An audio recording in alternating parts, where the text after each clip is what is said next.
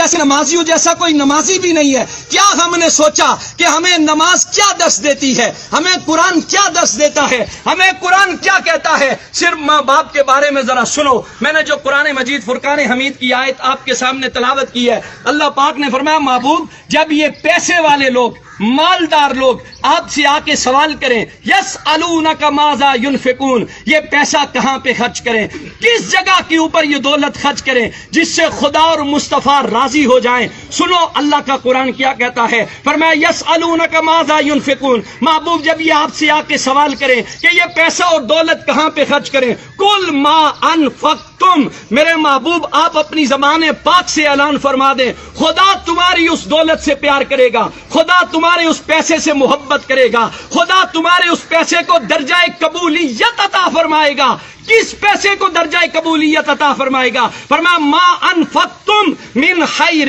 فللوالدین, جو پیسہ تم اپنے بوڑھے باپ اور بوڑھی ماں کے اوپر خرچ کرو گے, اور تمہیں گارنٹی مل رہی ہے کہ جس بندے نے اپنے ماں باپ کے اوپر پیسہ خرچ کیا, جس نے ان کی خدمت کی, جس نے ان کا احترام کیا, جس نے ان سے دعائیں لی ہیں, اس بندے کے ساتھ خدا بھی راضی ہے, خدا کے محبوب بھی راضی ہیں. یہ بات یاد رکھو. یہاں سے 7 لاکھ روپے خرچ کر کے بندہ حج پڑھنے جاتا ہے, نہ اس کے پاس مکے کے مفتیوں کا فتویٰ ہے, نہ پاکستان کے مفتیوں کا فتویٰ ہے کہ تو نے 7 لاکھ روپے خرچ کیے, تو نے کعبہ شریف کی زیارت بھی کی ہے, تو نے وہاں صفا اور مروہ کی سعی بھی کی ہے, تو مکے اور مدینے کی گلیوں میں گھوما بھی ہے. اس کے پاس سند نہیں ہے کہ تیرا حج قبول ہو گیا ہے, تیری عبادت قبول ہو گئی ہے, تیرا جھکنا قبول ہو گیا ہے. خدا کی رحمت کی امید تو ہے لیکن قبولیت کی گارنٹی کوئی نہیں دے سکتا. لیکن سنو, جنہوں نے ماں باپ کی خدمت کی ہے, ان کے ساتھ محبت کا رشتہ قائم رکھا ہے, میرے آقا کی حدیث پاک کہتی ہے, فرمایا صبح سویرے اٹھو مسکراتے چہرے کے ساتھ اپنے باپ کے سامنے جا کے کھڑے ہو جاؤ, اپنی ماں کے سامنے جا کے کھڑے ہو جاؤ, ہنستے مسکراتے چہرے کے ساتھ. ان کی خدمت تو بات کا درجہ ہے, ان کو پیسے دینا تو بات کا درجہ ہے. صرف اپنے ماں باپ کی مسکراتے چہرے کے ساتھ ان کی زیارت کر لو. حضور علیہ الصلوۃ والسلام نے فرمایا گارنٹی ہے اسے کہ میرا رب اسے مقبول حج کا ثواب عطا فرمائے گا.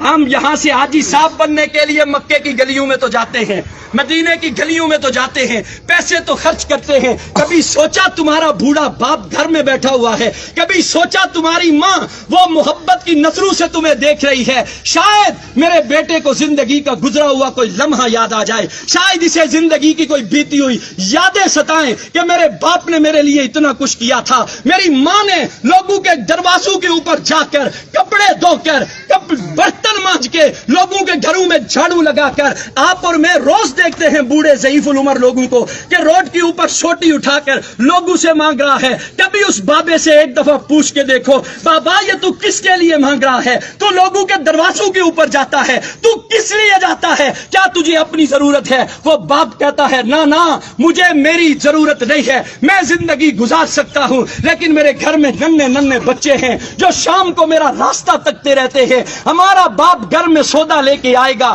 ہمارے لیے اناج لے کے آئے گا, وہ سارا دن دھوپ کے اندر رہ کر محنت کر کے تمہارے لیے لا کے وہ خرید کر کے لاتا ہے. کبھی تمہارے دل کے اندر حیا پیدا نہیں ہوئی؟ آج تمہارا باپ تمہارے سامنے کھڑا ہے اور ہماری یہ نوجوان نسل اپنے باپ سے کہتی ہے او جی تساں ڈن بھائی ہوئی جی انہاں دا دماغ یا کملا کرنا سڑکیں چنی تے سڑے جوان اپنے پیو نے بارے چ گلاں نے, پاپا تس ناراض نہ ہویا, سڑے ابے اور نے دماغ یا کملا کرنا, محلے والے گچھیا نے سڑے اما نے دماغ یا کملا کرنا. میں حیران ہوتا ہوں ایسی اولاد پر. یاد رکھ لو جو قرآن اور حدیث ہمیں پیغام دیتا ہے, خدا کی عزت کی قسم کھا کے کہتا ہوں خدا دولت سے پیار نہیں کرتا. جو دولت ماں باپ پہ خرچ نہ کرو, وہ تمہارے سجدے, تمہاری عبادات, تمہاری ریاضات, تمہارا قرآن کی تلاوت کرنا, اگر تمہارے بوڑھے ماں باپ تم سے ناراض ہیں تو یہ بات دل سے نکال دو, خدا تمہارے سجدوں کو قبول کرے گا, خدا تمہاری عبادت کو قبول کرے گا. ماں کا تو کیا کہنا میرے بھائی,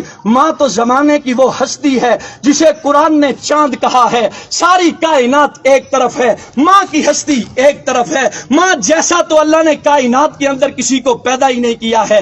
وہ ماں جس کے بارے میں ایک شاعر بول کے کہتا ہے ایک مدت سے میری ماں نہیں سوئی تابش, میں نے فقط ایک بار کہا تھا کہ مجھے ڈر لگتا ہے. تابش کہتا ہے میں نے زندگی میں ایک مرتبہ کہا اماں مجھے ڈر لگتا ہے, اس کے بعد میری ماں نے سونا ہی چھوڑ دیا. ایک اور شاعر بول کے کہتا ہے, وہ کہتا ہے وہ اس ڈر سے دوپہر کے وقت بچوں کو سلا دیتی ہے شاید کھلونے بیچنے والا پلٹ کے واپس نہ آ جائے. ایک اور شاعر بول کے کہتا ہے, وہ کہتا ہے جس گھر میں روٹیاں 4 ہوں بندے 5 ہوں اس گھر سے ایک ہی ہستی کی صدا بلند ہوتی ہے, مجھے بھوک نہیں ہے وہ کوئی اور نہیں ہوتا, رب کعبہ کی قسم وہ ماں ہوتی ہے. ایک اور شاعر بول کے کہتا ہے